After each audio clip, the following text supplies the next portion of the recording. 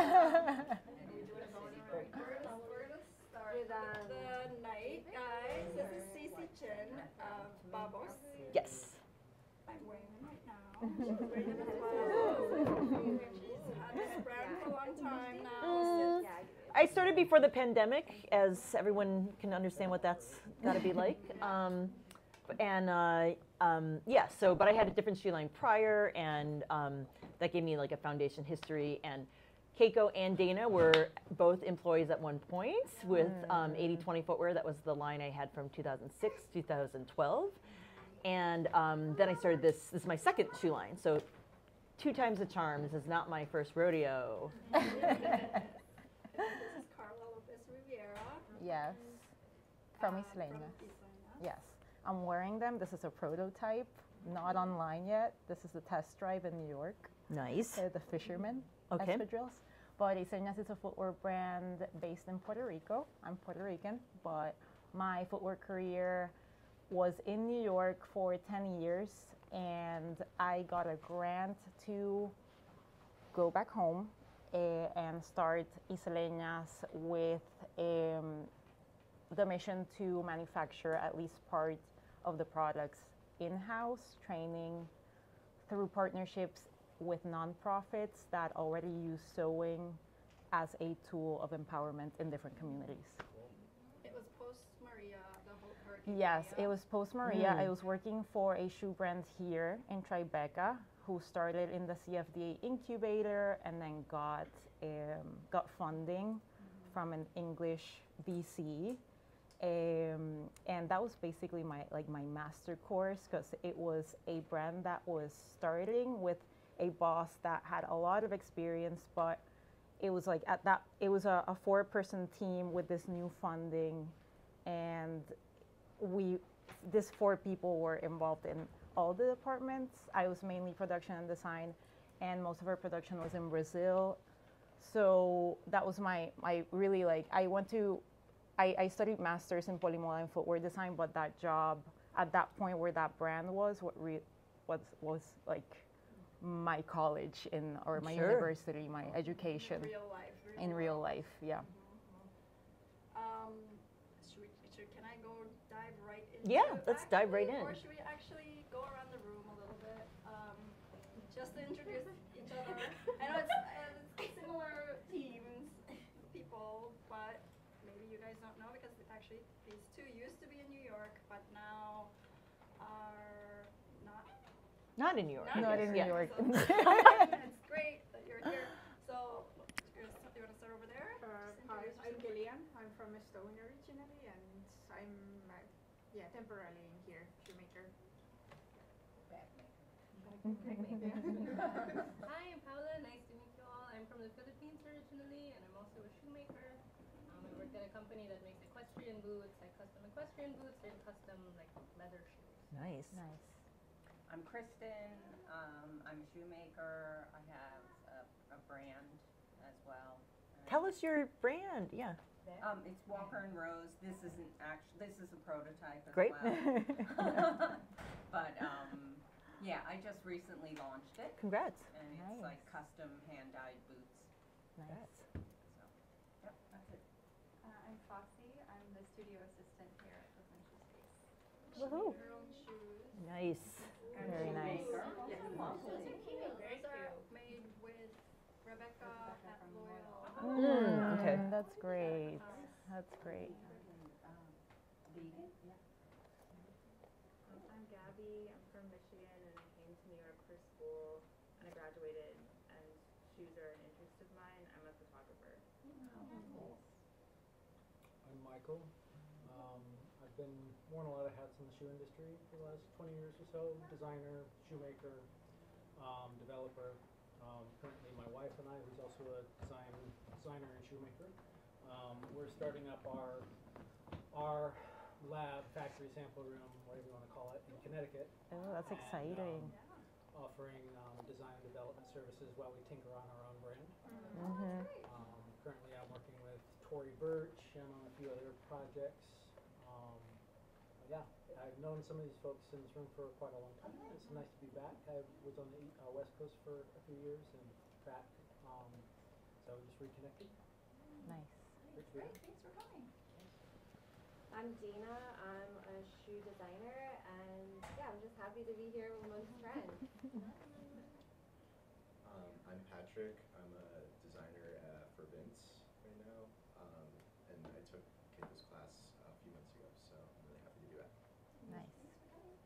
I'm Elizabeth. I'm from Michigan originally. I live in New York now. Another Michigan Michigan is in person. the We're house. both from Michigan. Okay. And I'm a shoe designer. Where are you working now? Caleres. Okay.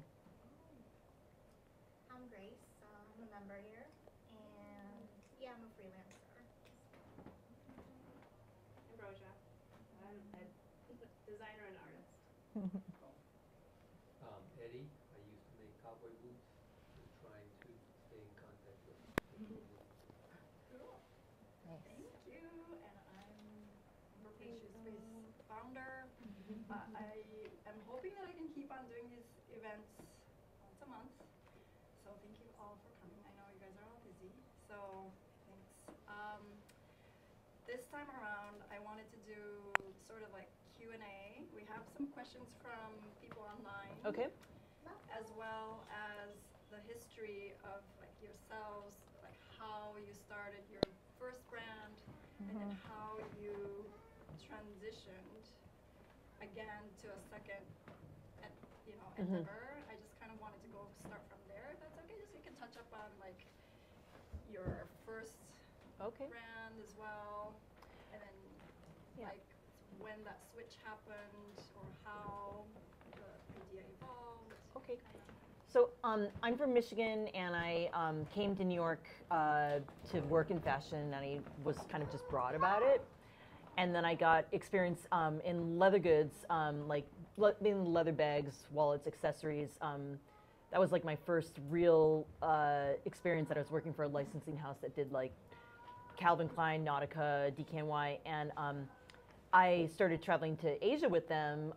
This is like when the first kind of like push to produce overseas was happening. I mean, not the first, but like when it really kind of accelerated, like at the end of the 90s, so that was really exciting to see all that happening, and things are much different now. But I got like a crash course in like leather goods and manufacturing and design through that experience, working directly with the factories and working with the tanneries and so forth, very hands-on. So being a handbag designer, when I started working for some of the bigger brands, I worked at Calvin Klein and Michael Kors, I was partnered with a shoe designer, and we kind of did things together, and I thought like, wow, that's kind of interesting what is happening over here. So I had an inspiration in like 2005 or something to do like graphic design vulcanized shoes, and I just went to Hong Kong and I found a factory, and I was like, I'm doing this thing, and they were like, okay, and I kind of hustled it together, and I put together a collection, and I brought it to Las Vegas to one of the trade shows there, and I was very lucky because my first season I got an order from Urban Outfitters for like 3,000 pairs, which is a lot, and the factory was happy, and it was some sizable money, and it got me off the ground. So now that wasn't as easy as it sounds, but it did happen pretty quickly. So I got some momentum, and then I just kept on moving forward. I was very, very tenacious. Sometimes I look back at that time and I'm like, wow, like, I kind of took a lot of risks and, stepped out in ways that were way beyond my comfort zone, but it was great. So the first idea I had was like vulcanized graphics, and that kind of ran its course. And then I kickstarted the hidden wedge trend in like 2007, and that really took off. And I got really big distribution, and I was selling to like Lane Crawford in Hong Kong, and I had distribution I had a lot of distributors. It was also a moment in hindsight, I don't want to take all credit for myself, where like you could be an independent designer and you would get orders, and there was no like algorithm, and like, it was kind of this ripe time. Yeah, it was pre-social media, and there was money to borrow, both as a designer but also as a retailer. So there are a lot of stores opening up with this idea that they're gonna like support indie designers, and there was like kind of a ripe environment for that, So I was lucky to ride that wave, and then my shoe took off, and it was a trend that really kind of rode high, and I was able to get a private label project for a couple years with Aldo. So then I was able to do like volume, like containers of the shoe, kind of like shipping around the world. And of course the factory's happy, and I'm like, I started making money, and I started like had this sexy studio, and I had employees, and everybody had like health insurance, and and I was like, yeah, this is like kind of awesome, and it was. And I, at that time in my life, I was also very kind of into like New York and like downtown, and it was like, kind of gave me entry to like some cultural communities that I really was excited to interact with. So I ran that for like 6 years, and then 4 collections a year was a lot, and like all the SKUs and everything. That's one thing they don't tell you about footwear design, is like, because all the sizes and the half sizes, it's a lot of inventory management, and there's a lot of details. So I kind of got worn out from that.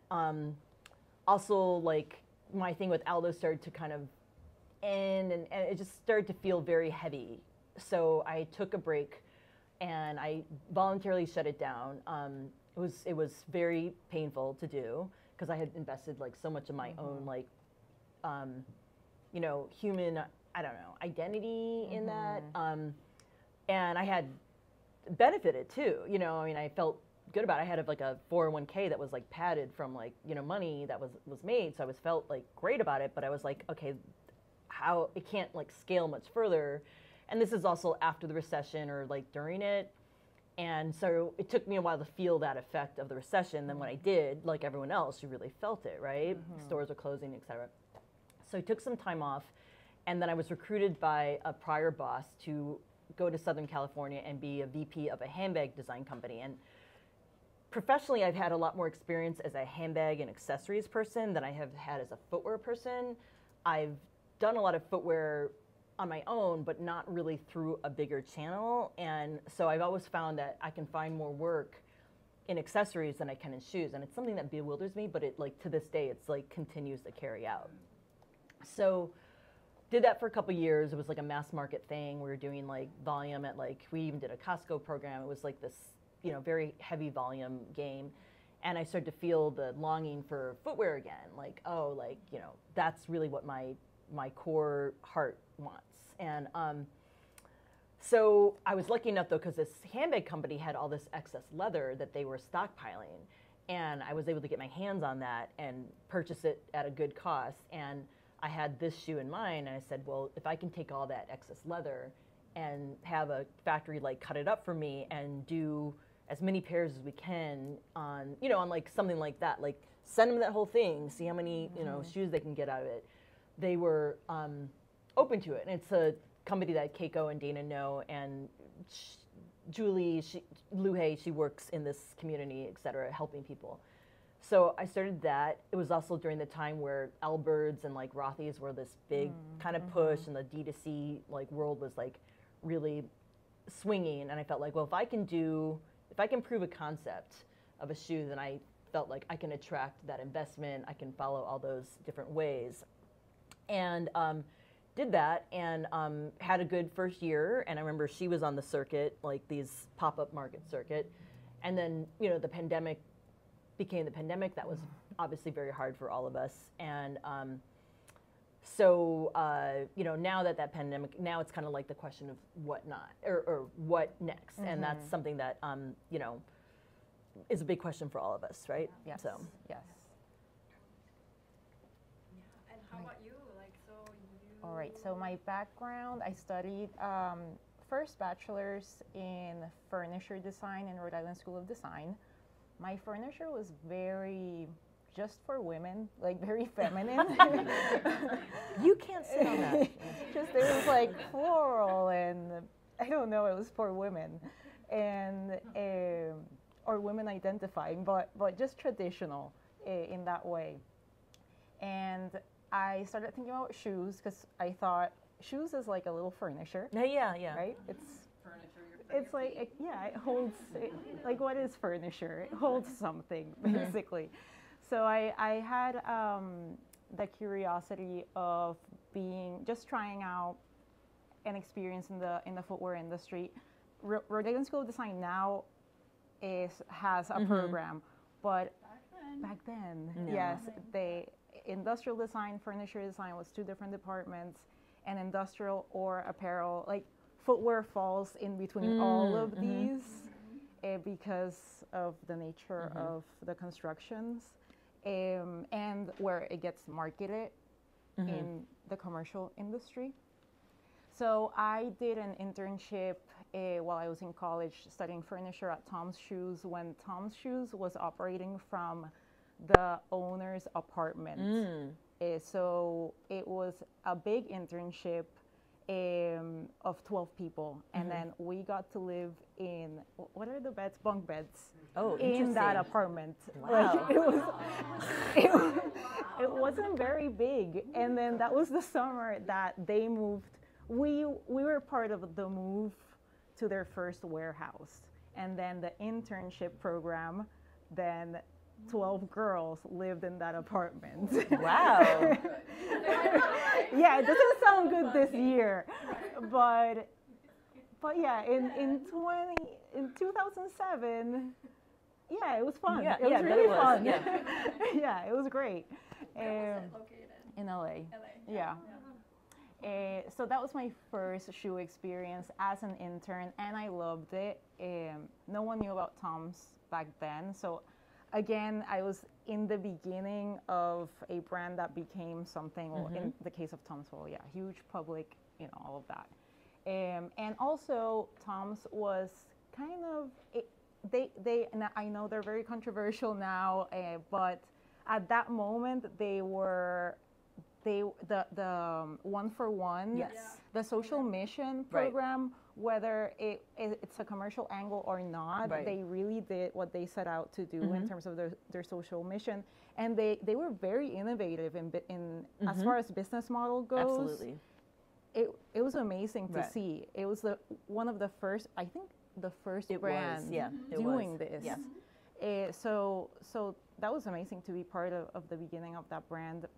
And that made me decide to keep studying footwear. I thought of apparel, but then my first job was after RISD in New York with a brand I love, a very conceptual apparel brand. But I realized apparel wasn't for me. It was really just footwear.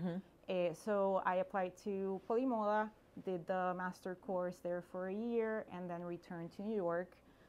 That's when I sent out emails to people like that were searchable at that time, and Keiko answered.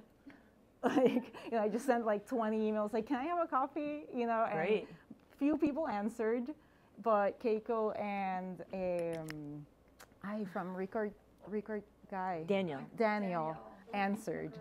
So we had coffee individually, and then you started being my community, and Daniel too, during those first years in New York and trying to figure out how to navigate the footwear industry.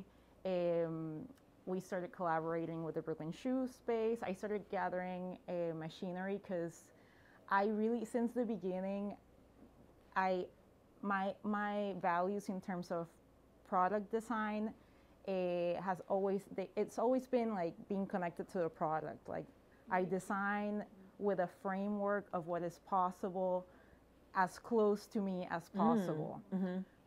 So I've never changed that in terms of my personal projects.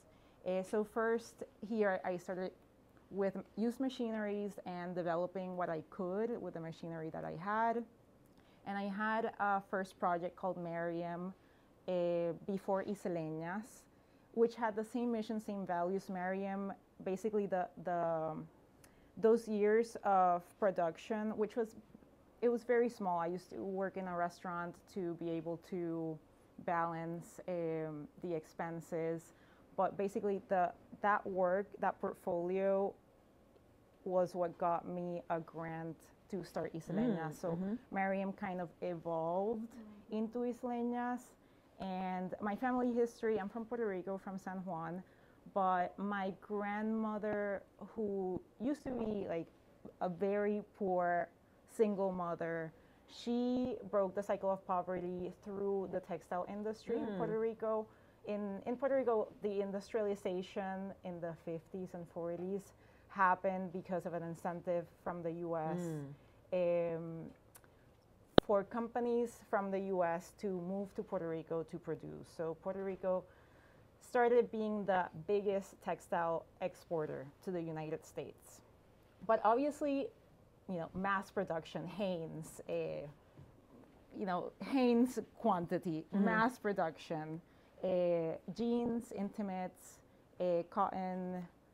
There used to be a lot of factories. Like cut and sew, basically. Yeah. Right. But the factories used to train their workers. So my grandmother was one of those young women with low education that was part of, benefited from those incentives. It was very low pay, of course.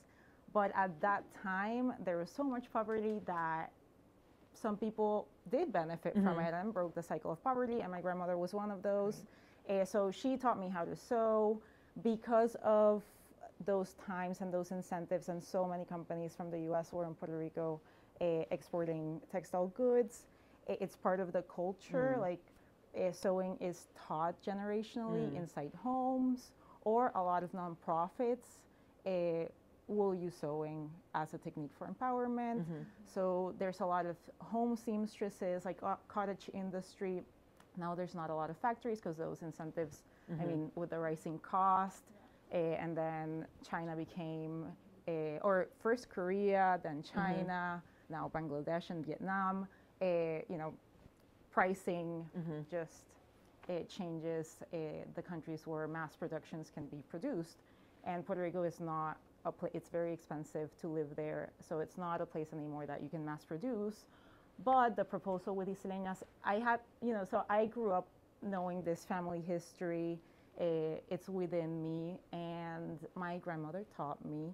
So every time I went to RISD, I left Puerto Rico when I was very young. But every time I went back during Christmas, I would try to do some research of what's left.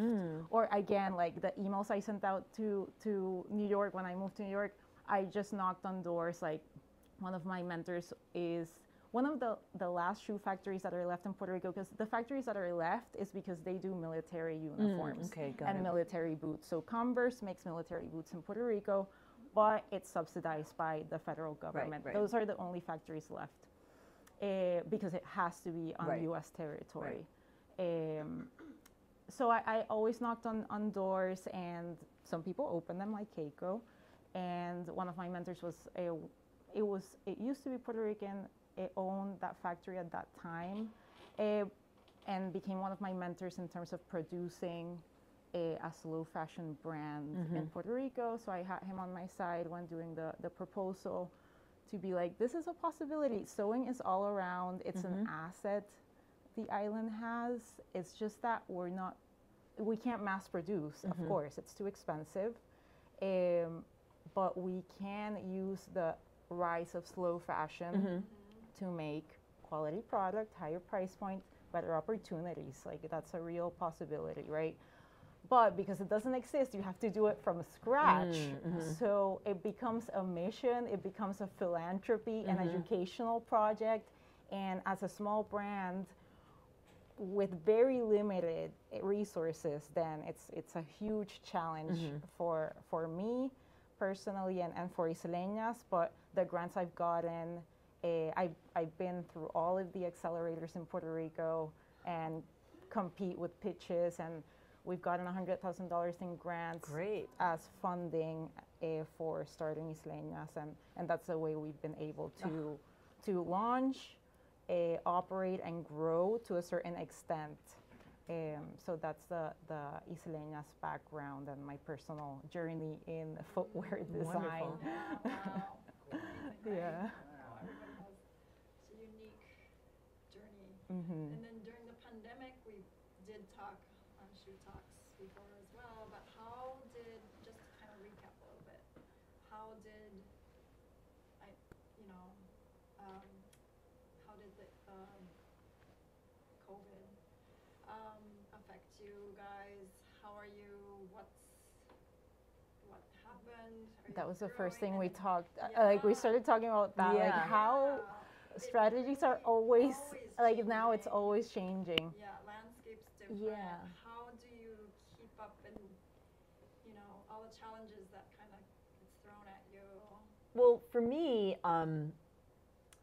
I assumed that Babos was going to accelerate the way that the first line had accelerated. So I kind of had the master plan. I'm going to like hire like my old sales rep, who is now a Birkenstock rep, and she agreed to do it. Though I was like going to go hire all these people back, and like kind of,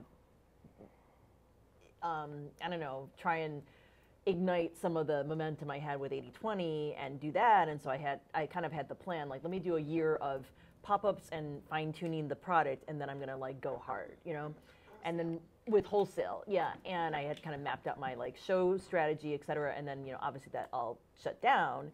And then I also produce in China, so that was something that was another thing. So I was kind of like, okay, none of that is gonna really happen.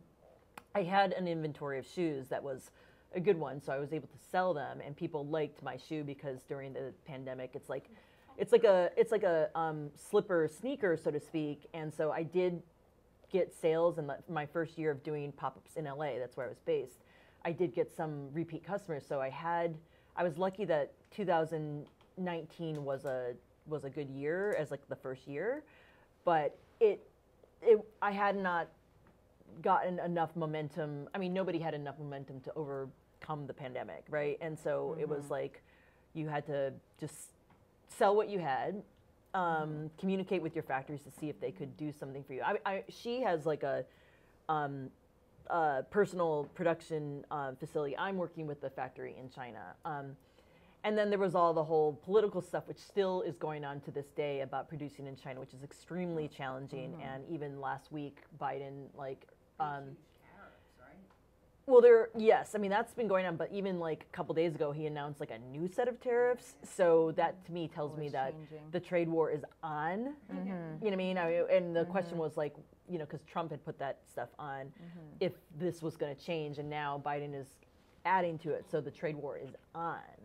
So that makes me realize, well, not like you can't produce in China, but you're going to be paying a lot to do it, and there's going to be also this cultural like sentiment that's hard to navigate. I'm Chinese American, and I started going to China, in 1990 or something, and rode that wave to 2018, and China was up on the up, and I actually felt a lot of like personal pride. I was like, oh my God, like China's where it's at, like this is like so awesome, and got to see so many things. And now there's a lot of like anti-Chinese sentiment that you face, and particularly around production and so forth. So I've been trying to navigate, well, should I move my shoes somewhere else? And I've kind of had some paths I've explored. But the problem is I invested in the outsole molds in China, and that's what exists. And this was like every outsole mold for every size is at least $1,000. So I've put in like, $12,000 into outsole molds. And you can't really, well, I could basically tell someone to do it, but I don't know if it's going to be compatible with, I mean, Michael, you might know that better, but no one knows if those outsole molds are compatible with like a Mexican factory or something. And the people I've talked with in Mexico, they're like, well, we need to develop our old molds because they want you to pay. So they're not like, they can't promise anything. So I'm kind of in this place. You do own the molds though? Well, that's also a murky thing too, whether or not I own them, or so there's all this murkiness around there, Technically, don't you think you own it?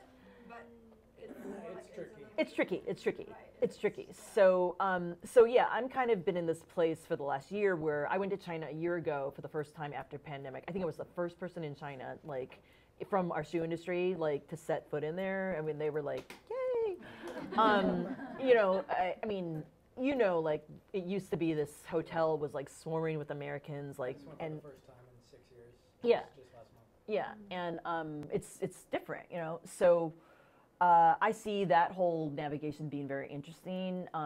We can talk about that separately, but that's the thing that now I feel like if I were going to like really take a real stab at this and really invest in it in the way that I originally planned. I'd have to shift it to another place and go through that whole trial and error all over again. Whereas my Chinese factory, they do have it buttoned up, but there's reasons to, reconsider doing it there again. So that's kind of where I'm at now. What the pandemic or post-pandemic things really have the impact is like, well, how will I pivot this to a different, healthier, so to speak, manufacturing way, based on all these things going on. Right. Actually, there was a question from one of our viewers. Oh, okay. Who was asking about what kind of research goes into finding ethical manufacturers and how much does it affect the cost of those shoes. So it kind of touches on that a little bit. I mean, initially it was like woman-owned factory. I feel like you chose that not just because of the cost, but also that they were woman-owned. Right. They were smaller scale. Things like ethical, I mean, Karla can address it because she's really building her manufacturing. So I'm doing both, yeah. I'm doing the in-house, and we started with our core team doing programs with nonprofits. And we've navigated that the entire time we've been in business. The first batch, Keiko and team helped us because I was alone. I just did prototypes, built the website, and started selling. And then I was like, you don't have time. I don't have anyone, just me. So then I contacted. I was in the process, but they weren't ready at all. So I was already in a nonprofit with a tiny space and training. But then Keiko, I reached out, and this is the importance of community and keeping these gatherings alive. Because then your team helped us with that first batch while I trained. And I've done it a few different ways with the nonprofits, because I started paying like the students while they learn, but retention, you can't control that, of course. It was very expensive. And we've done it a different way too, where nonprofits, because they're nonprofits, they can get philanthropic money, and then they pay while we train and offer the opportunity. So that was a more sustainable way to approach it that benefited everyone, and Isleñas just didn't drain the small grants that we got for this without any assurance of an investment back for the company. And then from the beginning, the strategy was, this is our mission, and this is a slow and steady situation because we're building the infrastructure from scratch. So how are we going to grow? And from the beginning, I was going to explore Latin American manufacturing. I already had experiences and contacts in the south of Brazil, but south of Brazil is so far away. I wanted as close as possible to Puerto Rico, so I started with Colombia. Colombia has an organization that's tied to the government that is very organized and really active in different parts of the world. And the representative from Miami and the Caribbean is in Puerto Rico, lives in Puerto Rico. So they're called Pro Colombia. If you're exploring, or anyone is exploring manufacturing, you can contact Pro Colombia, and you say, I'm in this industry and I need, and you detail what you need. And they do this research that is really good. And they give you the factories that could possibly be a fit. So the way we've dealt with ethical and sustainability in terms of the social mission when we are outsourcing is going to the factories and visiting in person. And because Puerto Rico and Colombia is 3 hours away, it's the same going to New York and going to Colombia. That was perfect for us. It's part of our vision. It's very close by, and we can travel without, the whole journey that it is going to China or the south of Brazil. And just visiting, you can tell, can tell, you don't have to ask intrusive questions when you visit, because it's right away when you see the environment and you meet the workers. Right. So that's how we chose. And then we're building a relationship. I visited 20 factories. 20 factories, that's so many. I started the process with 5. I've ended the process with 2. and I'm sticking with one. Okay. So that's been About the funnel from 20 to 1. Yeah, 20 to 1. I had the strategy since the beginning, but the pandemic put it on hold. Sure. I went to a trade show for factories in Colombia in 2020, January 2020. Wow. So the COVID, we didn't have masks or anything. I went with a coworker, with one of my team members, and you know, our moms were like, remember to wash your hands, but no one was wearing masks yet. And a month later, it was locked down. So, or 2 months later, it was locked down. So I was like, I don't know if I'm gonna survive. I've been in business like a whole year, only 1 year, because we started in 2018, but just training and building prototypes on the website. So 2019 was really our first full year in business. And then 2020, that happens. I was like, this is really hard, and I don't know what's gonna happen. So we put that on hold until 2022 or 2023, something like that. At the end of 2022, actually, was our first production import from the first factory. And then now we are in our second production import from the second factory, and that factory is amazing. And my point person is super communicative. They're third generation. They have their own brand, and you can see the quality in their product, and their factory is right behind the store. It's all open. Like, you can tell, it's so clean, and they have the latest machinery, and it doesn't smell of like glue that's going to give you like cancer. And you know, it's like, you can tell right away. Yeah. And I'll speak to in China. I've spent most of my time working with factories in China. There is definitely different levels of factories, and you can know right off the bat. Yeah. And then if you really get into like bigger volume factories, they do have certifications that are like nationally known, called RAP, or all these things that they really that they do. So, but I think it's really, when you're starting out, you have to just trust your instinct and figure out, well, who can do what you want to do, and how are they doing it, and the exchange of information that they're sharing with you, and you kind of just trust your gut on that. And then this is like back stories and the back end of things and the making. What about the strategies you found most effective in building the community, the loyal customer base, also during the pandemic, and then continuing to today? So for me, I put a lot of effort initially, and I still continue to do it, to do pop-ups, because I felt like it's a shoe. So someone has to put their foot in the shoe, and they have to be able to like it and walk in it for them to know what it's like. I felt like an image on a Facebook ad or something is just, it might attract someone, but it has no real connection to like the wearer. So I felt like doing something in real life where people will try them on, and I also feel very confident about my shoe. I feel like, you know, if you like the way it looks, you're gonna love the way it feels. Okay, it's not necessarily for everybody. If you have really wide feet, it's not really your shoe, etc. But if you like the way it looks, you're gonna love the way it feels. So I have confidence in that. That did parlay into some online presence, and I try and verbalize that. But I do feel anyone who's starting a footwear line, the most important thing is to provide opportunities for people to put that shoe on their foot. And I would say that, you know, during the pandemic or et cetera, of course we couldn't do pop-ups, but I did do a lot of things where I volunteered to drive around LA, and if someone was interested, like, show up and bring a couple pairs and have them do it, because it was also like, well, what else are you doing? I mean, I want to sell a pair of shoes. If I need to like drive 45 minutes to Santa Monica, I'm going to do it, right? I mean, because that's kind of where it happens.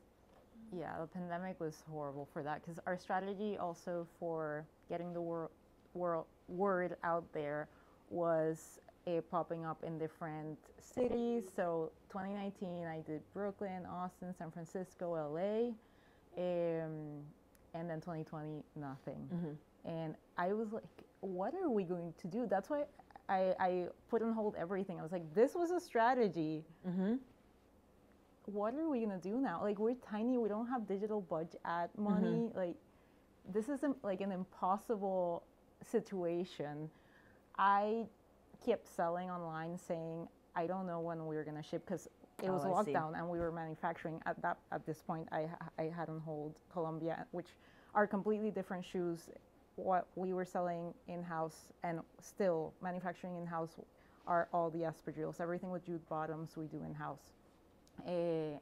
So I kept pushing the sale with saying, we don't know when we can ship to you, but to maintain the team, we had to keep selling. So we kept being very engaging in social media and customer service, answering right away, and that helped us stay. I also, when the pandemic hit, I also did a Kiva loan.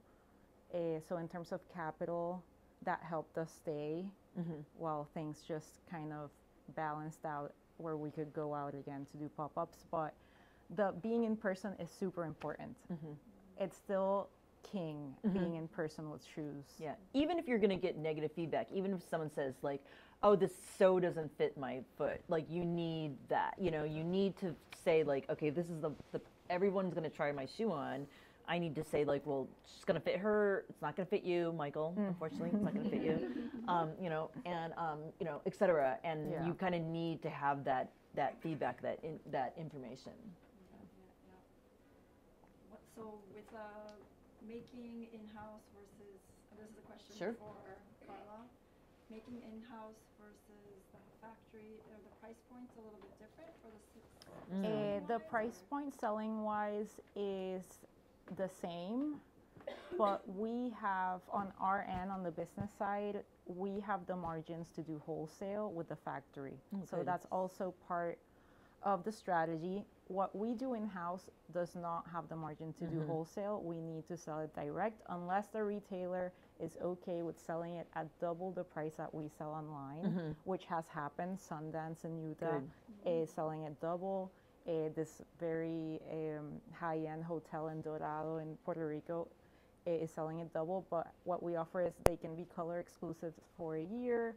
We don't have it. We won't make it on even though we could, but that's part of the agreement. So some retailers do say yes. It's not, but it's not an easy sell saying that. But yes, definitely for growth, the wholesale is important for us. So we were just talking about this before we started. Wholesale, the whole industry has changed so much. The landscape has changed so much. I mean, everything, all the big retailers are closed. Like Barney's closed. You see it, and obviously it affects everyone down the line, small and big. But it's still important as like that presentation, like other customers, like trust me, I'm in Sundance. Confirmation, you know, a confirmation, validation. So as a marketing strategy, it's still very important to be out there and distribute it across different points in different geographies. Do you also, from Babos, do you do wholesale as well? I have a couple accounts I work with, and I develop a personal relationship with them. I'm not working with like the big accounts I used to, like Urban Outfitters, etc. I feel like I'd have to figure out my new manufacturing strategy to do that. But I do work with local boutiques, and you know, I try and give them the shoe at the price that I know it's going to sell for them, because I mean, the most important thing with working with any sort of retail partner is that you want the shoe to move. You don't want the shoe to sit there and be too expensive for their customer to buy or for any other reason. You want it to move. So I consider it like a partnership. Like, we have the shoe in there and we both want it to be successful, and we're both going to put as much as we can to do it. I'm sorry, your question about, is that, well, I have thought about, though, I mean, and that's part of my kind of master plan. It's like, okay, if I want this to become a really viable business where, you know, I'm living well off of it and I can give people Christmas vacations that are paid for and you know, the way that I did the first time, I know there's a benchmark of like how much it has to be at for that to be possible. And the only way that's going to get there is to do wholesale. So I have really thought about it because you need, if you're going to make, let's just say if your goal is to sell like $500,000 of shoes a year, you know what I mean? You are going to really have a hard time selling every single shoe yourself. You really need a retailer to come in and buy 12 or 40 or 100 or something like that, so that you have homes for those shoes to go to. So it's very important for that reason.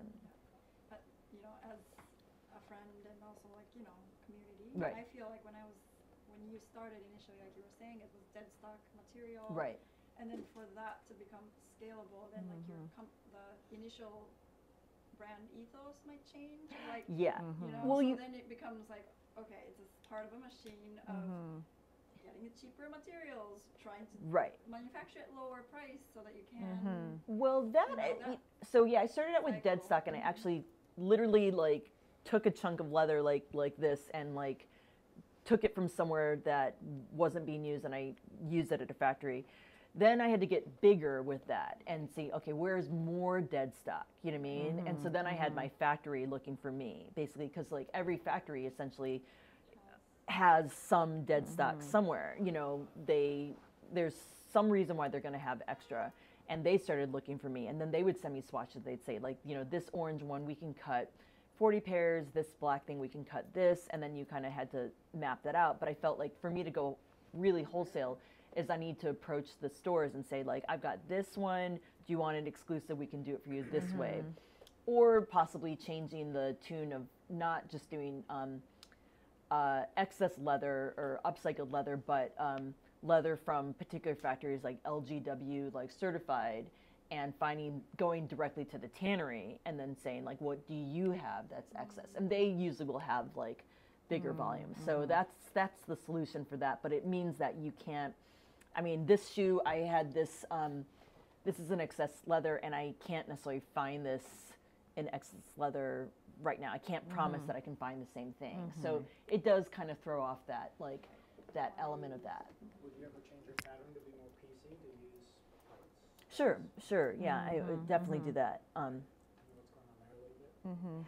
Well, this one has like a back, so, you know, this can be two pieces, or you can even go deeper into it, you know, she does like, essentially, patching things together. So there's that.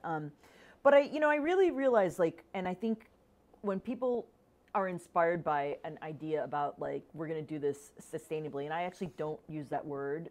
I mean, I say that this is like steps towards sustainability. I don't say like I'm a sustainable like designer, because I have a lot of reverence for that word, and it gets very twisted in a lot of different ways. I think that I'm more of the camp that says, I want to design a great shoe that you're going to really love. And if you find out that it's got some elements that are sustainable, that's going to like be exciting for you. But I'm not going out there being like, you know, I've done everything in this whole process to make this sustainable as ever, because I feel like that to me is not, it doesn't necessarily create for a great shoe. I mean, it could, but I think in this case, sorry, I don't want to interrupt, but I think in this case, it's not just one brand issue. I think the footwear industry itself is just like, it's contributing to the environmental, and, you know, and it's like you can't solve everything. No. It's quality product that lasts a long time, like with the landfill, or product that you love to the point you just cherish them and want to keep them longer. So that's my goal, as opposed to like every step of the way we like didn't use glue or you know, etc. You know, but so we didn't mention, but actually, if it wears down. Oh yeah, I have a footbed, a replaceable footbed, so you can like prolong the life of your shoe by like getting a footbed, etc. And so I really am more I invested in the idea of like a great shoe that you're gonna love and you're gonna wear it until it's dead, as opposed to like every step of the way I'm kind of matching these steps that are gonna kind of like curb the you know, with just the idea of like, oh well, I don't look at everything like, you know, what's the most sustainable way to do this, to do that, do that, and some people do, but my way is just provide a great shoe and have someone love it and wear it till the end. And to me, that's that speaks the volume in terms of like it's sustained through time and through the life of the cycle of the shoe. Thanks. Yeah. So well put. As entrepreneurs, I have another question. How do you balance creativity with the practical aspects of running You a start with that, business? yeah. Oh. And since introducing dedicated to creativity versus running a business, because I mean, think you there's have a to be lot of- creative to run Yes, your business. exactly. That's the main bulk of where the creativity Right. goes to. Because in terms of shoes, like I have a million ideas. Ideas are so cheap in terms of the item that you're good at, that you love. So there's a list of ideas, and we don't do the 4 collections that a year. We stick to a silhouette that we believe in for a really long time, and then we keep adding to it depending on what sells well, feedback from customers. Like we navigate like that, but slowly, and we don't have a calendar. So in terms of the creativity for the shoes, it's kind of organic, and it doesn't happen often. The creative side, it's more like running the business and growing it. That's and the bulk finding of that creative process in that, because it is. I mean, when you have, whatever, 1,000 pairs of shoes that you've got to sell, you got to get creative. Yeah, you it's gotta not get about like creative. coming up Yeah. with the next 1,000 pairs of Yeah, shoes that you're going to buy, and the exactly. next one, Yeah, and the yeah. next one, and the next one, because Yeah. then you're basically just have this inventory. You got to get creative about Yes. selling it. Yes, And that is something I exactly. think Yes. the wisdom I need to impart to anyone starting a shoe line or anything. It's all about selling what you have. Yes, I have a crazy fear of an inventory Yeah. problem. Like I have nightmares Yeah. about it. It's now that I'm very anxious producing anxiety, yeah. with, I'm outsourcing, and I have a minimum where I have to produce, and it's not high. So that was part of my requirements, that I didn't have to produce, a ton of shoes every time I made a place an order. But I have a fear of inventory. It's so tough. real. Yeah. With shoes. Yeah. But I would say, like, sometimes I'll find a shoe that's slow for me, because I'll do this. Basically, I do like one design in a million different colors, and so like I had a pink one that I didn't like the way it. So I actually started sanding it myself, and I got to where I wanted to be, and then I took it to a shoemaker and I said, "Hey, sand these 24 shoes," and he did it, and then it became something that works. So I guess there's sense of you can continue to be creative in this process without being like, oh, let's concept a whole like new thing of like being creative with what you have. Yeah. And if it's not exactly working, you have to like be creative on the actual shoe. Do you have partners or sounding board? Like, how's your team of your business? How many people are you? Are you solo? Do you have sounding board? Do you have mentors? Do you have like what's a group that you kind of like support group in a way? Cordwainers Collective? Yep. I have a few different communities. Isleñas team is 4 people. We meet every Monday, and we talk about what was good and what was not so good during the week, and the goal of the week, what we need to achieve. In terms of being an entrepreneur and having that support system, for me it's been very, very important. Collective of designers from Puerto Rico that I'm in town for that event. In the pandemic, a few brands were very worried in Puerto Rico of how we were gonna just keep existing. So we started doing events when things opened up, and it kind of developed into a group that we communicate together that sustainable design is happening in Puerto Rico as a movement instead of promoting each brand. I mean, of course, each brand promotes their brand independently, but we also do it as a group, as a collective. It's called Modo Consciente, which means conscientious mode. Nice. And it's not all footwear. I'm the only one in footwear. But it's apparel, industrial design, home goods, ceramics. So it's everything. There's skincare, beauty. So it's all designers and makers making a physical, functional product. And we have a partnership, an ongoing partnership with the Museum of Design, Art and Design in Miramar, which is a artsy area in Puerto Rico. And we've developed together, because we propose these ideas together, people are more open to open doors because it benefits more people than one brand saying like, hey, can we do something here? Or can you sponsor this event? It's 10 brands, 12. And we've invited to the events over 50 small brands to be part of events. And this is the first time as a collective that we are in New York presenting our work. So if you guys want to visit, we'll be in Tribeca from tomorrow until Sunday, 7 Lispenard Street. Wait, tell us again. 7 Lispenard Street.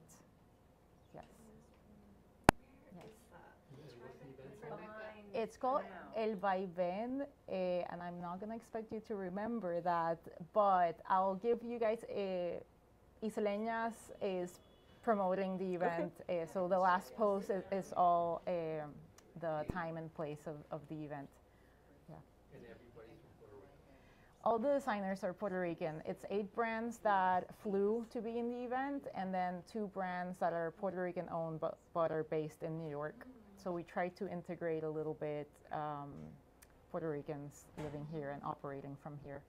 And then are they made mostly like for half of them are made in Puerto Rico, and some of them are outsourced.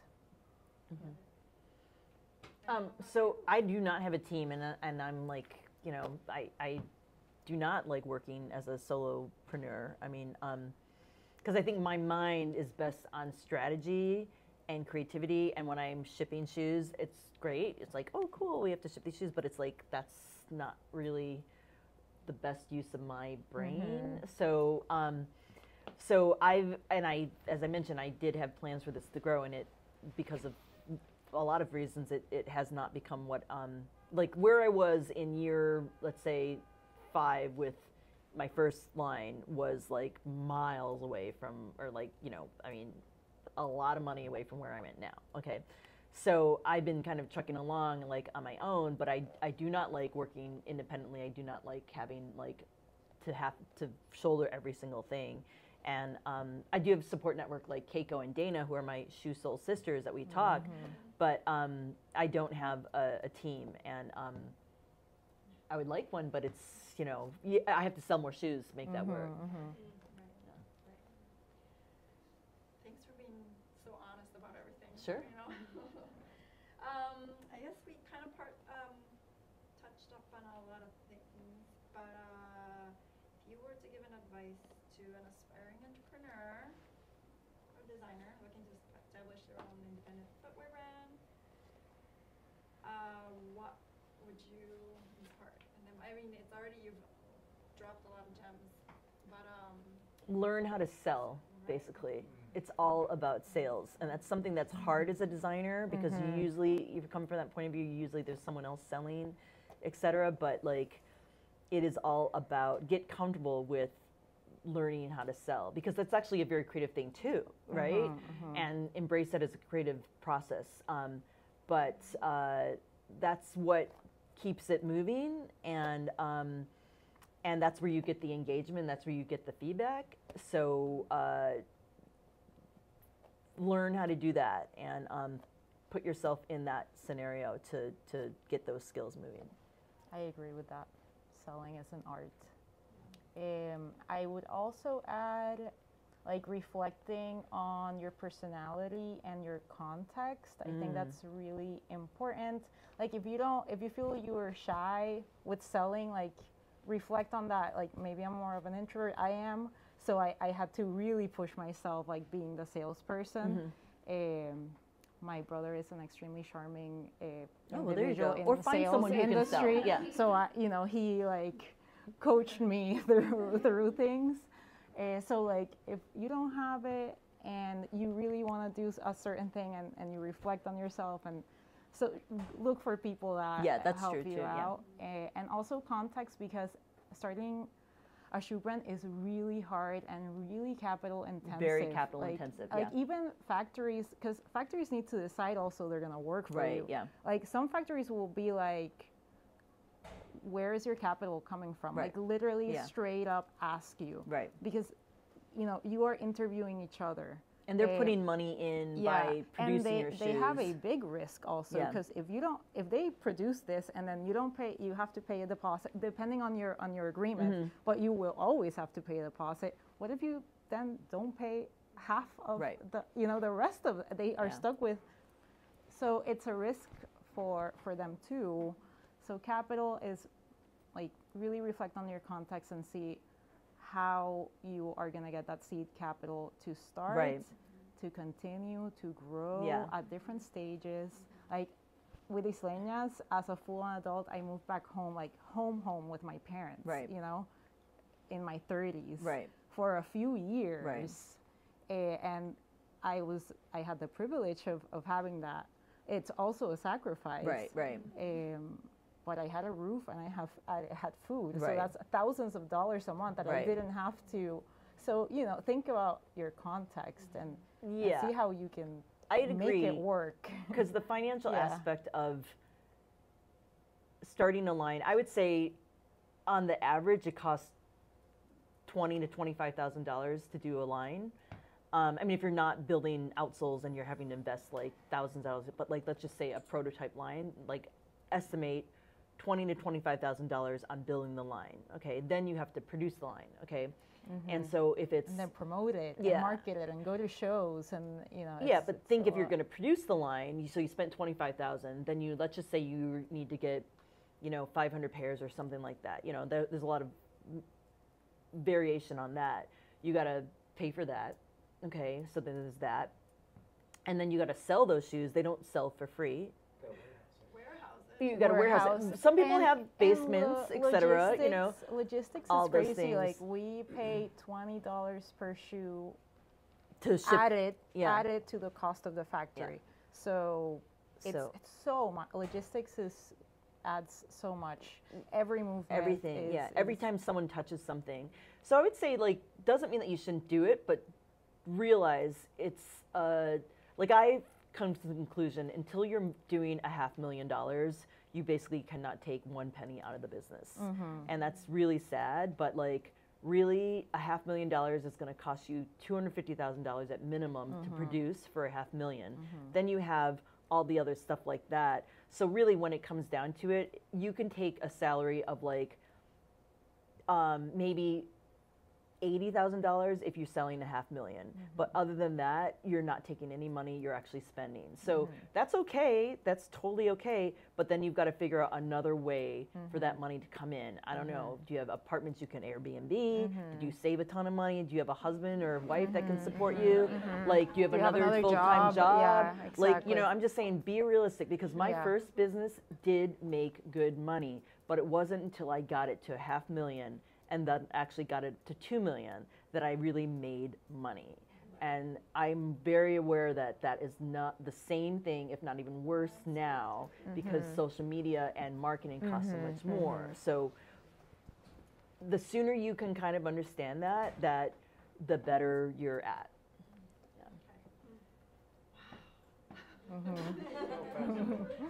Right. Looking ahead, what are your goals and aspirations for the future of your brand?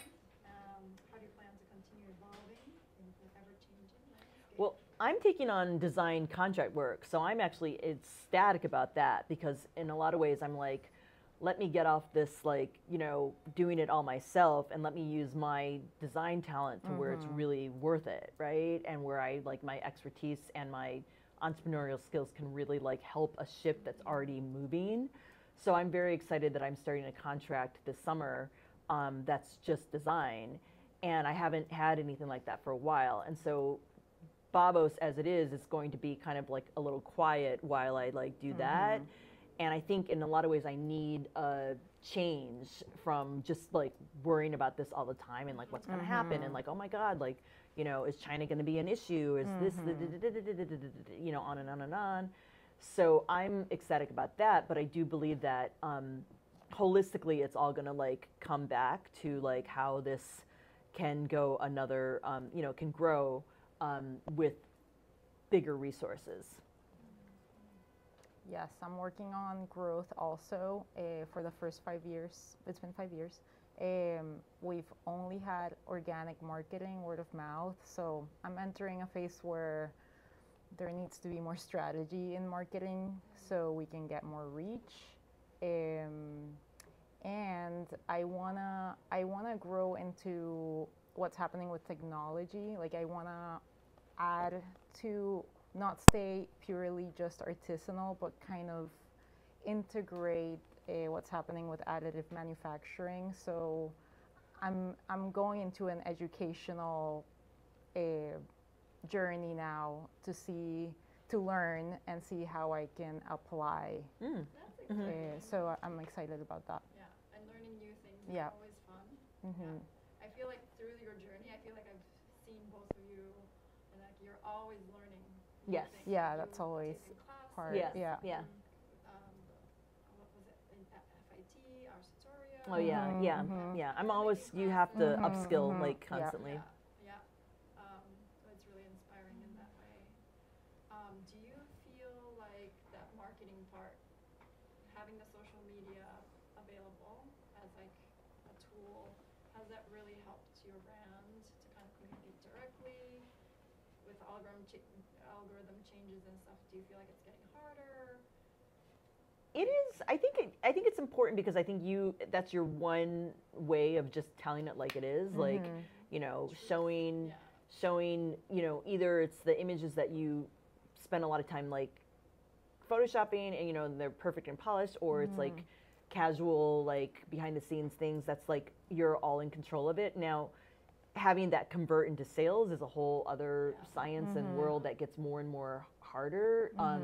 And there is all sorts of metrics involved that you can learn and skills you can learn, but it's really an industry of itself. So I feel like it certainly has helped. I think that to rely on it 100% and just think like if you have an Instagram or like a TikTok thing that's going to be like it is foolish because there's so much more that goes involved in it, and ad spend is really much more expensive than it used to be. But I do think it is important because that's your way of controlling your narrative. Yeah, I think it has more pros than cons. It's one of our main channels, and it's like a portfolio, like an open portfolio. And really, that's our main communication channel with our customers. And I try to write back, or one of the team members, like quickly when, there's a real connection we try to do, not just like a phantom page. Right. We really try to make it more personal and answer quickly when people talk to us through Instagram. But yeah, it cannot be the main thing. Algorithm, I mean, I don't. Yeah, like, you don't have I control. just post and that's it. It can have 10 engagement or 300, but I just, keep as consistent as possible, regardless of engagement. For you, because your team is of 4, so what do the 4 people do? And were you able to build that team because you had the grant money for the seeds? It was because of the grant. And they are really all manufacturing. 2 of them come from a design background, and one of them, it's a mother and daughter team. Okay. She was a mom for all her life, 20 years, and then she was very skillful, so Great. she got added on. Great. So mostly manufacturing. Yeah. Okay. So I thought maybe there's like a social media. There used to be, but not right now. Okay. But I'm gonna enter that realm. again. Right. Yeah. Awesome. I mean, this is like such a little different shoe talks this time around, because you are also makers, but mainly with a brand that's manufactured and selling, and it's different from, say, Kristen, who's making one order at a time. Yeah, I don't consider myself a maker at all. I've taken classes with Keiko. I just do not have the hands to make shoes. And there are other people who are way better at it that I'd rather like explain to them how I want it. I'm not a maker. I'm a designer and entrepreneur. It is interesting though, just this shoe talk and then the last shoe talk was two real makers that, you know, it's one of a kind. Right, right. And it is just interesting to see, you know, like if you want to fall in between, you know, I have those own thoughts for my own business and the idea of doing, you know, a trunk show or a pop-up or something is a way to get business because right now I make just individual. Right. And I really only just even launched. Great. So I'm Congrats. just trying to figure it out. Sure. And it's a lot. And I have a full-time job. All right. So it's just interesting to hear. The journeys, you know, the your different side backgrounds, of things, too. I'm really interested though, what is the stuff that you're producing in the factory, how does it differ from the stuff you've been making?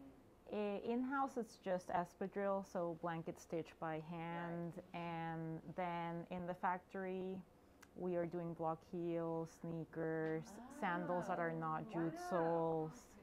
But, so that's a differentiator. And they're rubber soles. Still using a lot of the same?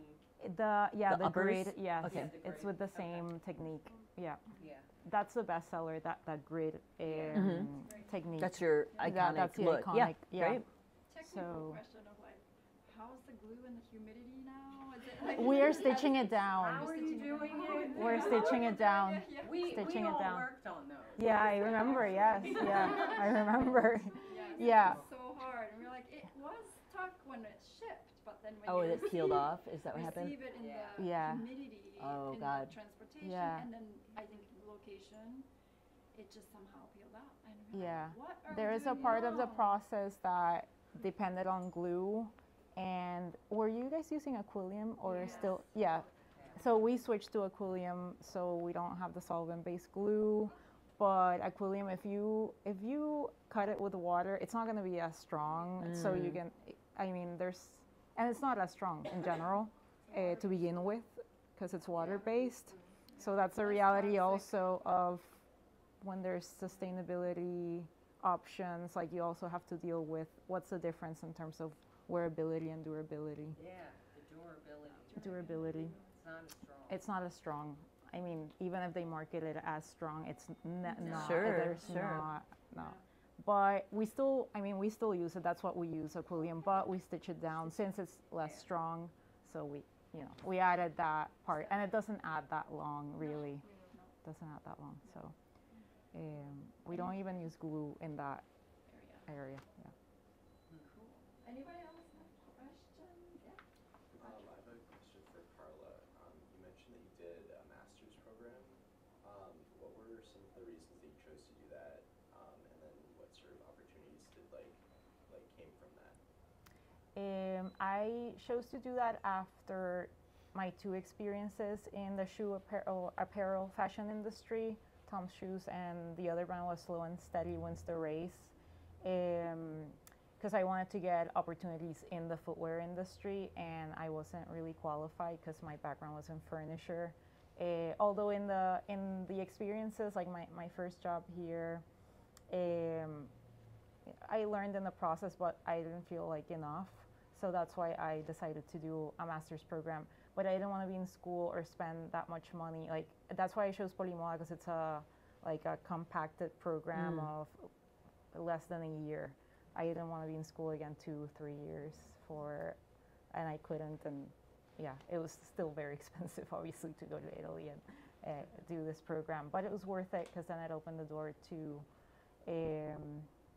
the knowledge and skills to start the brand that got me the grant, and also a job in the industry here with the brand that got that VC funding. What was the brand called again? It's called Isa Tapia. Oh, okay, yeah.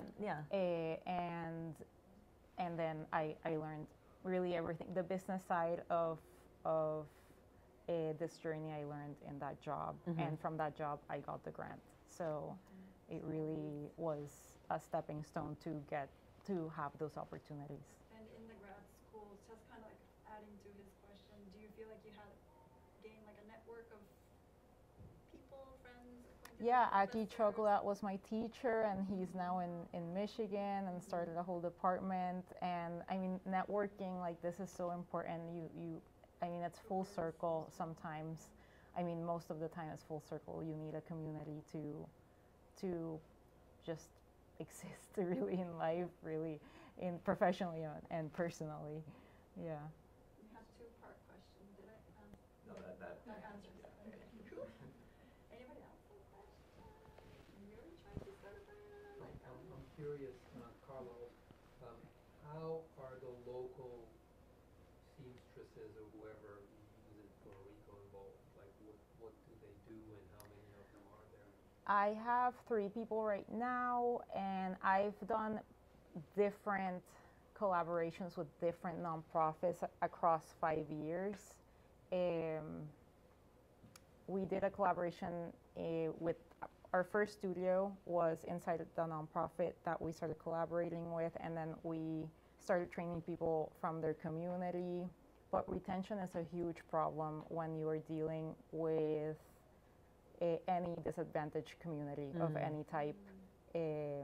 So that's been a journey we've navigated. Then we have the problems of natural disasters, and really hard for the island to come back from anything that happens, even strong rains right now, because the infrastructure is so weak.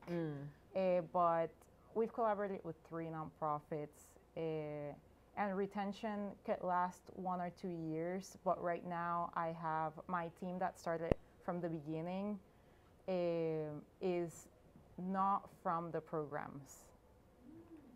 So I haven't had someone that started with me that has lasted the entire time. Sure, yeah. The current 3 people are relatively newer. No, these 3 people started with me originally, but not necessarily through the nonprofit programs. Got it. They could last up to 2 years, but not longer than that. When you have to train new people, then is it like the quality? Oh, it's so long. I mean, it's so much resource because I'm paying the trainees to, I employ, but I'm educating at the same time. That's a lot of work. Yeah. And time off of your business side of things while you're teaching. Time, money, yeah. Yeah. So it's really hard. Right. That's definitely part of the mission but it's an ongoing thing, like a forever. Right. Yeah. It's a forever ongoing situation. Employing this machinery and new technology. What are we talking about? Like added. Oh, right now I'm not starting with that yet, but that's where I see it going. To kind of assist with what you have. Seems like it's way to go. Yeah. All right. How do you incentivize people to stay? It's so hard, really, with the programs. It's possible, but there's a question of location too, transportation. There's no public transportation. A lot of people are caretakers. There's an older population and very little care services. So it's a deeper, it goes into a social problem at large, to be able to offer opportunities and have people be able to say like, yes, I want to do this, and then be able to stay. And I can commit. Yeah. Wow, that's big. Questions? Yeah, so many questions. Ask away. Come on. I was curious about, have you ever encountered an issue with your shoes that incurred returns? And also, when you're selling online, are you getting returns from people buying 2 pairs to see which size they're Oh, going sure. to be and I mean, so what does that look like? Returns, footwear, there's going to be returns. Yeah. So just keep that in mind. People's feet are very nuancy. So the more shoes you sell, the more you're going to get returns, and you just have to kind of get used to that, I definitely, even at the beginning, had all sorts of nuancy fit issues with the point here, and so like I can identify different production runs from my eyes, but you probably wouldn't know the difference. But it's like little micro things. So there was a moment where my factory was we were using European sizing, but I was trying to explain. I wanted to start with European sizing as part of the brand, and then like people got very confused, and then my factory got very confused, and they started like saying like, oh, this is this, and it wasn't. So then I kind of, this is during the pandemic, I was like, I'm going to sell shoes.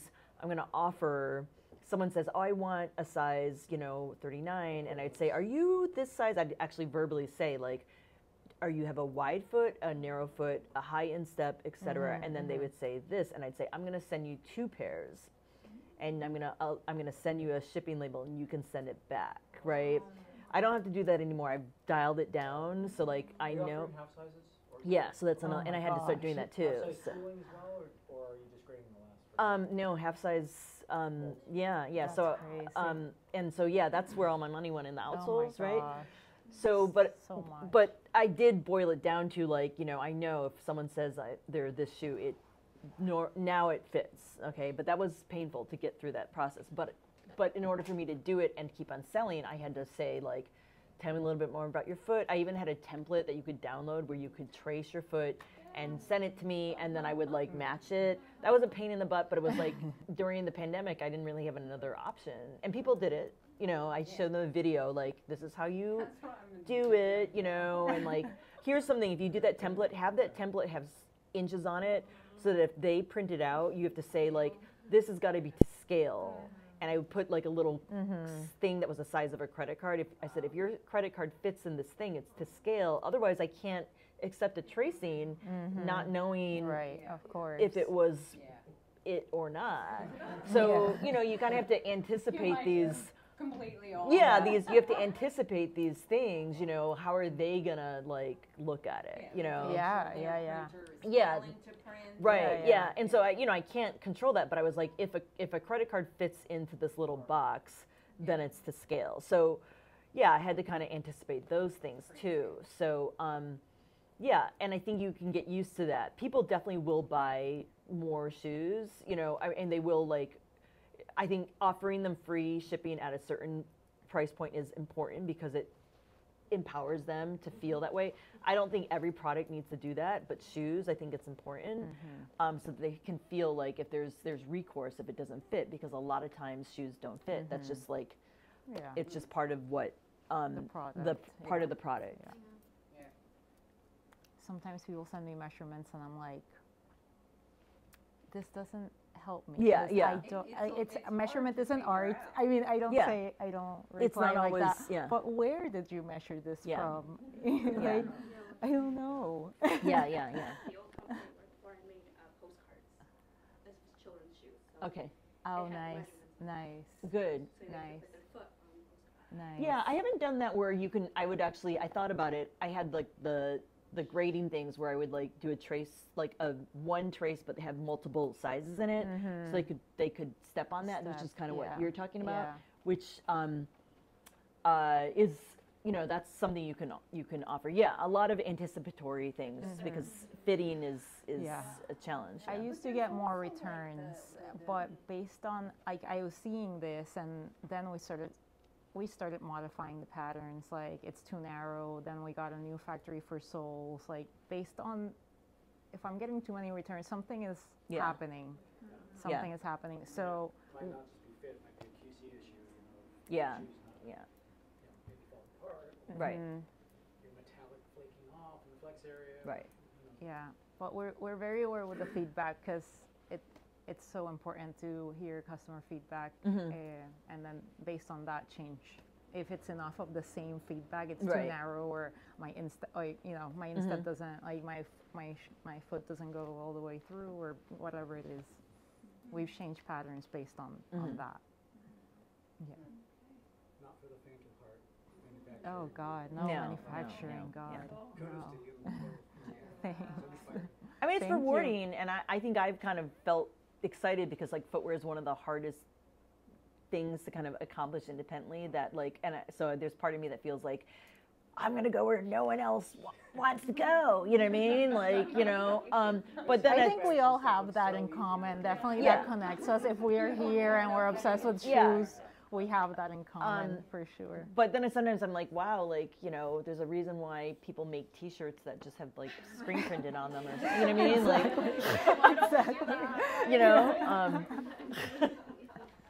Yes, yes, yes, yes. Oh, thank you Yeah, any so questions? much for such a valuable. I mean, I'd say if you want it, go for it, but just keep in mind some of these things. I am always excited when I see someone wearing a pair of shoes that I don't know, and you know it happens, and or something like that. Or I'm a friend always sends excited. you like a sneaky Yeah. picture of I love Always getting that. excited, and that really that validates a lot of things. That gives me a lot of joy. That like helps me like, you know, get through like some of the other challenges. Yeah. Oh yeah, somebody actually texted too, asking about the pop-ups. Which ones are the Oh, that's a good favorite- question. Favorite ones? Which Mm. one was the best, just for you personally or for the brand? Well, we did a lot of the same ones in the Yeah, West Coast. West Coast Craft San Francisco for is me the was best one. amazing. That When we is the did it best in one. 2019, I'm gonna return this June. Good, good, good. Yeah. So we'll see post-pandemic 2019 It's when still we active. saw each other Still over pretty there. busy, yeah. Okay, that's great. The- That one was the best. I haven't. I did it last. Yeah, I did it. Last time I did it was last June, and that is one of the hardest ones to get in. Is one of the best ones. It has the It's biggest really good. amount of volume people that are like ready to shop and also ready to pay real money.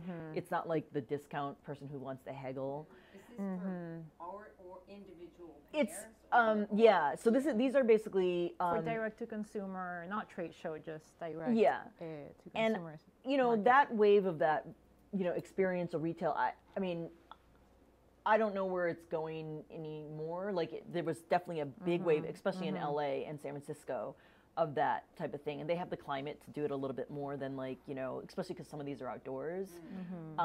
But there, you know, there's a ripe community here. There's next weekend is Field and Supply in Hudson. That's an excellent one. Very expensive to do, but very high end and great product. There's Renegade in, which is, I've done well at that. They do one in Brooklyn, but they do one in Metropolitan. That's very tight. It's super small, but you get some momentum there. But a lot of that is like the trial and error, and then it's also about how you can bring your community there. I mean, these venues are set up and they have audiences of their own, but you have to work a lot to like, you know, bring your audience there or direct people there. Show up with a table at a farmer's market or a craft fair or, you know, an ice cream truck. I mean, sure. I mean, I think you should. I would encourage it because I think you have to get really used to like putting your stuff out in front of people. A wagon and Yeah. loudspeaker. Yeah. No, I mean, yeah. In New York, I mean, it's like you can do it. Yeah. Park anywhere. Yeah. I mean, Until you get a cop. Exactly. Yeah, exactly. You know, set it up. I mean, Renegade style, you know. Sure. I mean, well, you know, Kenneth Cole, his whole legend was that he started his business basically out of a truck. Yeah, and that. Hilfiger started selling jeans out of the trunk of his car. Yeah. You know, it's like, So you kind of got to do it however, you know, and it is a muscle and something you have to get better at. So I'd say like. Well, that combined being kind of a spectacle, and especially if you are comfortable being a bit of a spectacle, Right. you can harness just a little bit of social media. Right. It'll like snowball. Yeah. So I would say getting out there in front of people is like The most important. the most important, and do it. I mean, I wouldn't put. I think Field and Supply is like $3,000 to do. I wouldn't say like do that like off the bat. I would say like do a smaller one. You know, maybe do one. Are you doing one here this weekend or? Oh, we're just doing a sample sale / supply sale. Anybody wants to come by and say hi? But yeah, or I don't know, go to the corner. I mean, you know, you want to make it look good, you know what I mean?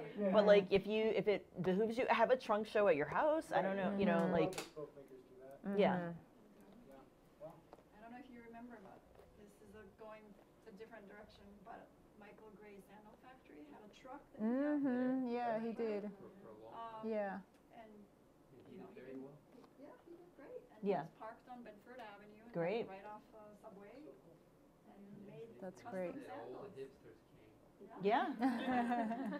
So it's really about presentation. And Yeah. How much Yeah. do you do the influencers? Like we just went to Zero. Beige Island. It was all influencers Oh, yeah. there. I've never done influencer marketing. I've never done anything specific where I've like paid someone. I've given stuff to influencers and under the notion that they'll do some posting. And, you know, maybe these influencers aren't like the big, like, you know, Kim Kardashian or et cetera, but, you know, they're people that I know, I trust their reach or something. And so you kind of want to start that way.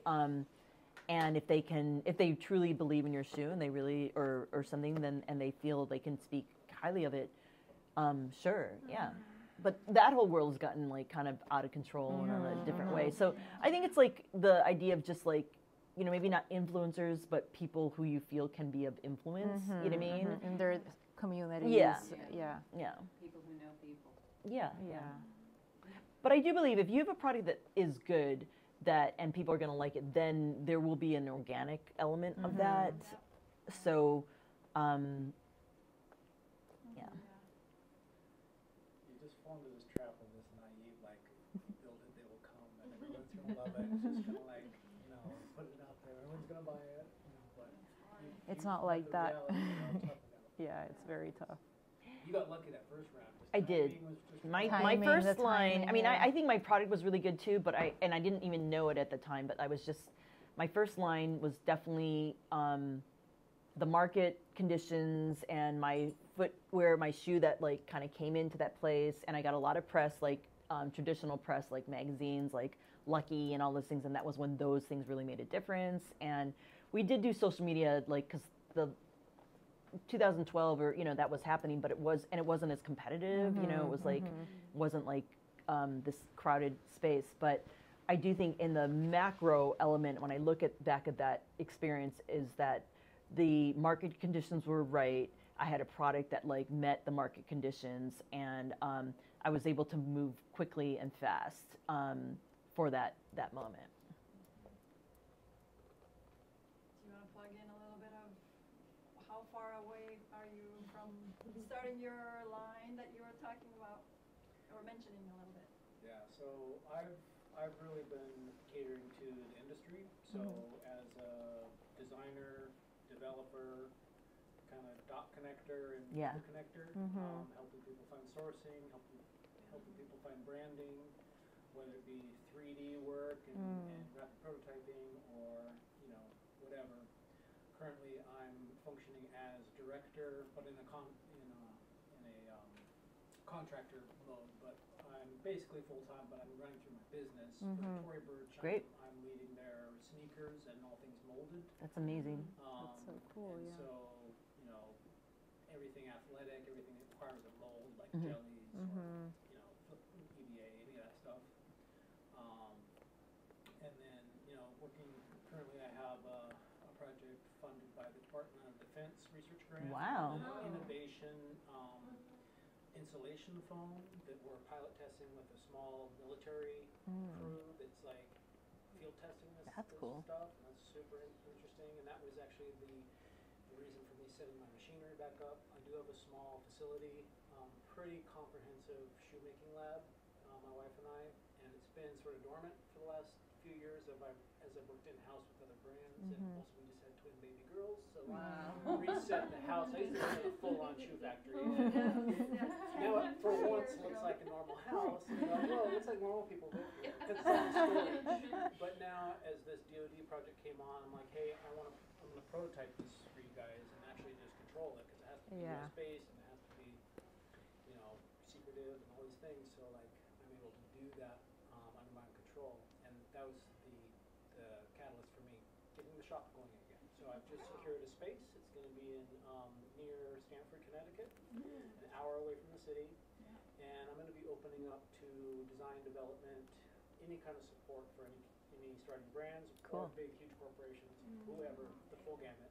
But I can wear most hats in the spectrum of product creation, and I've had some great experience over the years with big brands and small brands and in a lot of different capacities.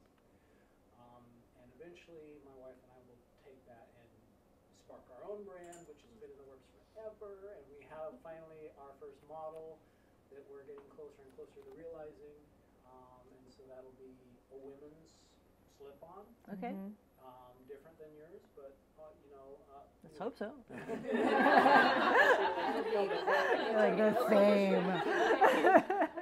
I'm kidding, of course, and you're kidding too. We're both kidding, yeah.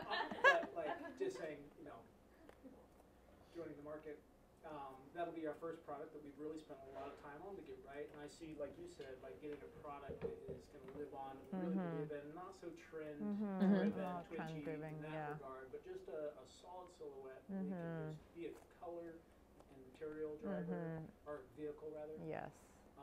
And then once we get that right, and the fit is awesome, and we run it for a while, and perfect it, and also fine tune the manufacturing, because we want to do our own manufacturing. Okay. Really dial in the efficiencies and the steps and all that, and get it just nailed. Move on to our next thing. And so that's my plug, kind of. I'm sorry if I talk so much, but based in Connecticut, if you all know of any people who would be interested in, it's near Darien, it's near Stanford, it's near. You can take the train up there. Yeah. Yeah, take the train up there. It's 1 hour from Grand Central. I'm looking for, you know,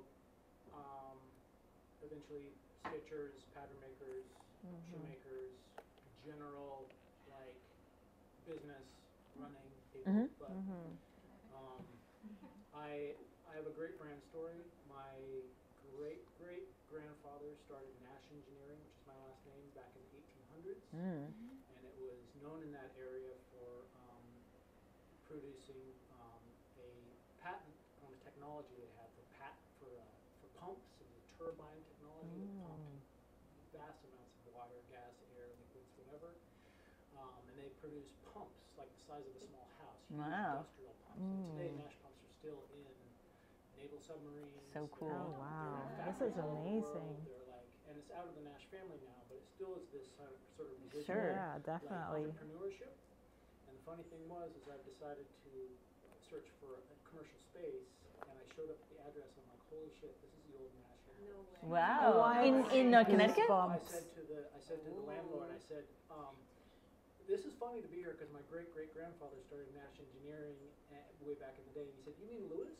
Come with me. And he had since started this bar and grill and other businesses on the facility. It's big property, but now it's like small businesses and all these cool In Connecticut? And he showed me this wall in his bar is dedicated to the Nash Engineering Company. There's a big picture of my grandfather. Wow. And all the industrial machinery and like That's this amazing. pride still exists. They Yeah. had, like the basketball team. At one time they had factories in 40 countries or offices Yeah, in 40 me countries. too. It was big business, right? Yeah. And I sound super loaded. I'm not. Mm-hmm. Anyway, so that's sort of the brand story, moving back into this Sure. Oh my original gosh. Nash building, and the owner's stoked to have Nash footwear. Yeah. And so that's the beginning of things. Full It'll be a circle, full-service, yeah. Consultancy, essentially, Yeah. with on-site manufacturing. And while we noodle with our own brand and eventually launch, but no hurry. It's been no hurry for the last decade and a half. Working with other clients has really been the mainstay. And so How big is the just space? How big is the?